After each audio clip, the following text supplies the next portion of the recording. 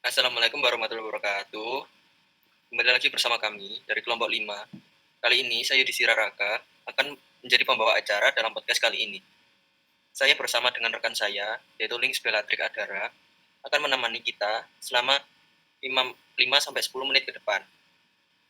Di sini kita bersama dengan 3 orang yang akan menjawab pertanyaan dari materi-materi hari ini. Saya Fairuz Hani. Saya Sasa Bilamona. Saya Prafia Farazain. Apa sih pembahasan kita kali ini?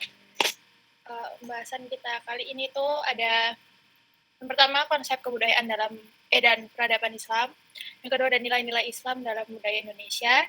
Yang ketiga ada kasus yang terjadi akibat gesekan antar budaya, agama, dan negara di Indonesia. Langsung saja kita masuk ke materi yang pertama, yaitu konsep kebudayaan dan peradaban Islam. Apa sih konsep budaya dalam Islam itu? Saya Prafia di sini akan menjawab pertanyaan yang diajukan oleh Lin. Jadi, dalam sejarah Islam terdapat berbagai konsep tentang budaya. Yang pertama, ada segolongan pemikir yang menyatakan bahwa Islam adalah wahyu Allah dan termasuk ke dalam agama samawi. Dengan demikian, Islam bukanlah kebudayaan, tetapi Islam merupakan sumber kekuatan yang mendorong terbitnya suatu kebudayaan seperti yang dikemukakan oleh Natsir. Kemudian, Islam bukanlah hasil atau bagian dari kebudayaan. Kebudayaan bukan bagian dari agama samawi. Kebudayaan hasil ciptaan manusia. Keduanya berdiri sendiri, namun dapat berhubungan dan membentuk kebudayaan tertentu. Hal itu dikemukakan oleh Ansori dan Ismail. Oke, apa bedanya agama dan kebudayaan? Jadi, para pemikir gerakan Islam itu sepakat untuk membedakan agama sebagai wahyu Allah dan kebudayaan sebagai hasil karya manusia. Secara kontekstual, keduanya memiliki hubungan, bukan saling berdiri sendiri. Oleh karena itu, kebudayaan manusia wajib berasas dan dibentuk oleh ajaran agama, bukan kebalikannya. Agama mengarahkan ke arah yang tepat dalam berkebudayaan atau berperadaban. Manusia adalah makhluk yang memiliki berbagai kelemahan. Untuk itu, perlu dibimbing oleh agama. Namun, di sisi lain, manusia adalah khalifah atau pemimpin di muka bumi ini, dengan berbagai kelebihan-kelebihannya. Oke, terima kasih penjelasannya dari Prof. Farah. Langsung saja kita lanjut ke materi kedua, yaitu nilai-nilai Islam dalam budaya Indonesia. Menurut kalian, apa sih nilai Islam itu? Saya Sasa Bilamona akan membantu untuk menjawab pertanyaan kedua, yaitu apa sih nilai Islami? Nilai Islami memiliki keseluruhan tingkah laku yang terpuji dalam kehidupan sehari-hari, yang dilakukan demi memperoleh ridha Allah. Dengan nilai Islami dapat dikatakan sebagai bentuk tingkah laku yang mencerminkan budi luhur atas dasar kepercayaan iman kepada Allah dan tanggung jawab di hari kemudian. Oke, kebudayaan apa aja yang ada di Indonesia ini? Jadi, kebudayaan Islam yang ada di Indonesia ada berbagai macam. Beberapanya yaitu adalah yang pertama ada tradisi taput atau tabuik, yang kedua ada kupatan atau baktu kupat, yang ketiga ada tradisi grebek yang terdiri dari pasca Syawal, besar, dan juga maulud. Yang keempat ada grebek besar di Demak, yang kelima ada tradisi halal bihalal, dan juga tradisi-tradisi lainnya. Tadi disebut ya ada halal bihalal, itu benar banget, soalnya itu kebudayaan Indonesia berasal dari agama Islam. Biasanya tiap Idul Fitri kan diadain ada halal bihalal. Nilai-nilai Islamnya itu kuat banget, gak harus saat Idul Fitri aja sih sebenarnya, karena Islam sendiri kan mengajarkan kita untuk saling memaafkan kapanpun. Selanjutnya pasti ada manfaatnya dong kita mengetahui nilai-nilai Islam dalam budaya kita. Apa aja sih itu manfaatnya? Nah, yang akan saya jelaskan selanjutnya yaitu tentang manfaat mengetahui nilai-nilai Islam dalam budaya kita, yaitu yang pertama ada menumbuhkan rasa cinta kepada budaya Islam yang merupakan buah karya kaum muslimin di masa lampau. Yang kedua ada memahami berbagai hasil pemikiran dan hasil karya para ulama untuk diteladani dalam kehidupan sehari-hari. Yang ketiga membangun kesadaran generasi muslim akan tanggung jawab terhadap kemajuan dunia Islam. Yang keempat memberikan pelajaran kepada generasi muslim dari setiap kejadian atau mencontoh meneladani dari perjuangan para tokoh di masa lalu guna perbaikan dari dalam diri sendiri, masyarakat, lingkungan negeri, serta dalam Islam pada masa yang akan datang. Dan yang terakhir ada memupuk semangat dan motivasi untuk meningkatkan prestasi yang telah diraih umat terdahulu. Ya, tadi ada penjelasan dari Salsa Bilamona, sangat bagus ya. Lanjut ke materi terakhir.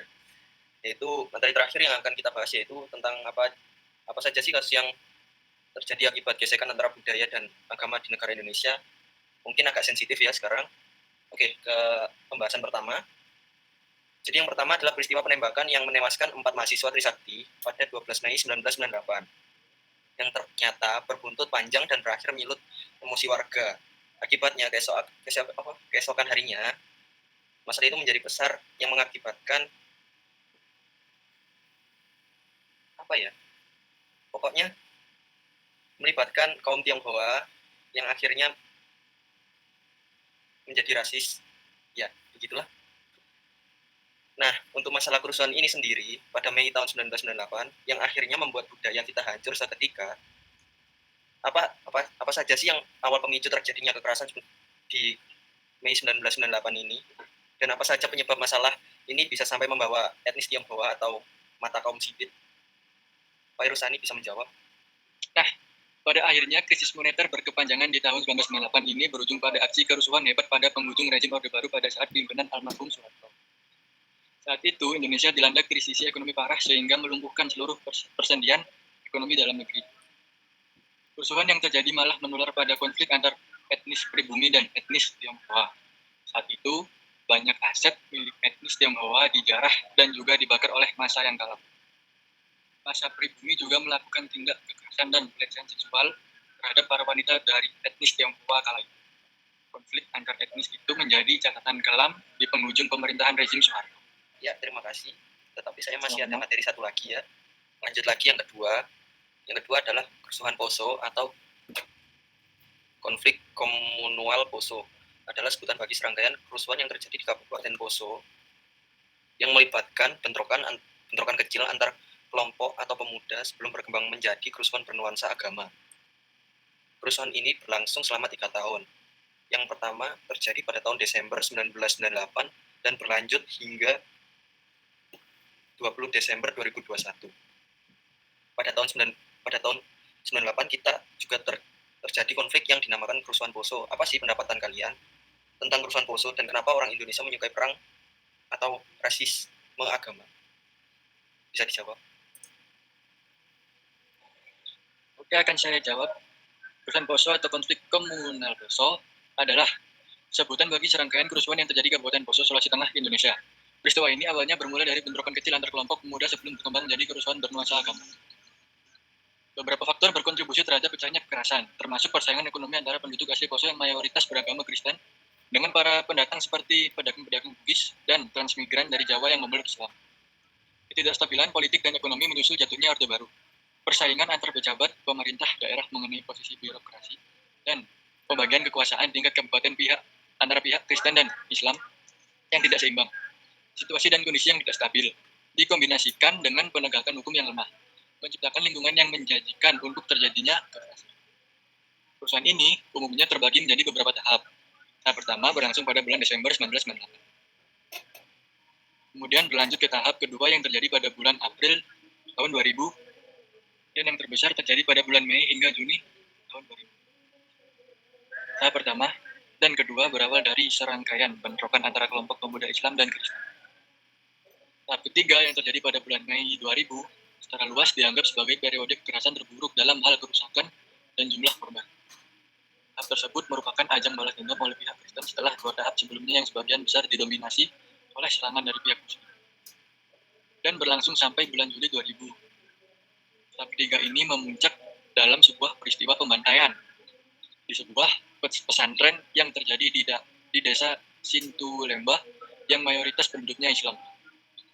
Dalam tahap ketiga ini, ratusan orang jatuh menjadi korban, umumnya dari pihak Muslim. Pada tanggal 20 Desember tahun 2001, deklarasi Malino ditandatangani antara kedua belah pihak yang bertikai di Malino, Sulawesi Selatan, dan diinisiasi oleh Yusuf Kala. Meski dampaknya tidak begitu terlihat, kesepakatan tersebut sedikitnya mampu mengurangi kekerasan frontal secara bertahap, dan angka kriminal mulai menurun dalam kurun waktu beberapa tahun sesudah. Ya, bagus sekali penjelasan dari Pak Irusani. Ya, terima kasih Mas Budi. Mungkin sekian ya dari podcast kali ini. Saya akhiri. Wassalamualaikum warahmatullahi wabarakatuh.